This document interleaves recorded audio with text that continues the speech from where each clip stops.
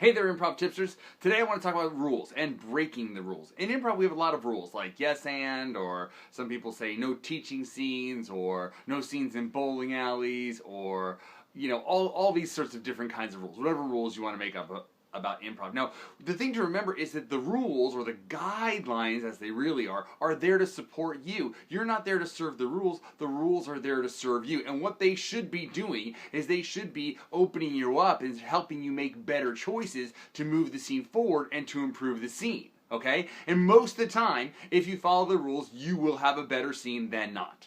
Okay?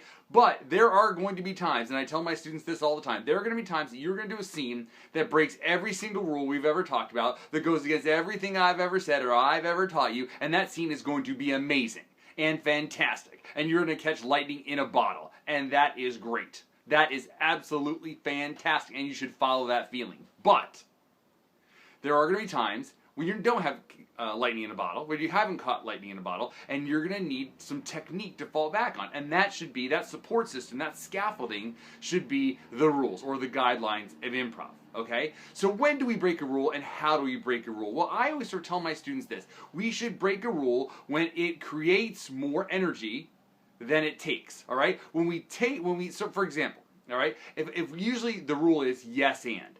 But sometimes I need to say no, or I need to deny my partner to move the scene forward, to make the scene happen, right? In that case, that no takes a little energy, but it creates more energy because it moves the scene forward or opens the scene up in some way. But most of the time, a no will shut down. My partner says something, they throw something up in the air, they create some energy, and I say no, and it shuts that energy down.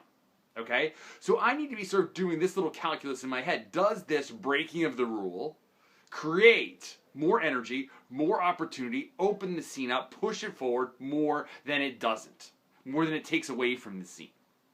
Okay? It's a little guideline to go by. See how it affects your work. In general, just remember this simple thing. My belief about improv, as I've told you guys before, is have fun and make your partner look good. If you're doing that, you're probably on the right track. All right? And also remember that the rules or the guidelines are there to support you. You're not there to serve them. It's not a checklist to see how many rules you can get right. In fact, this idea of getting it right is one of the things I think hampers, at least beginning improvisers, the most. Trying to get it right.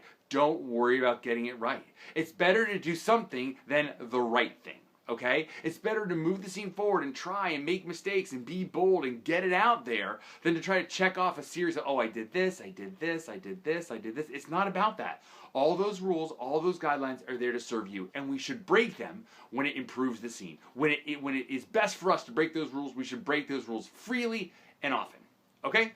Try it out in your work. Let me know what you think about the rules. What do you think is like a hampering rule that sort of keeps people from doing good improv, or a rule that's really helped, or a guideline that's really helped you out? Something that you sort of go by, you tell your students, or you tell yourself in improv that you feel really helps out, okay? Let me know in the comments down below what you think about the rules of improv and breaking them, okay? And I'll see you next week for improv tip number 52.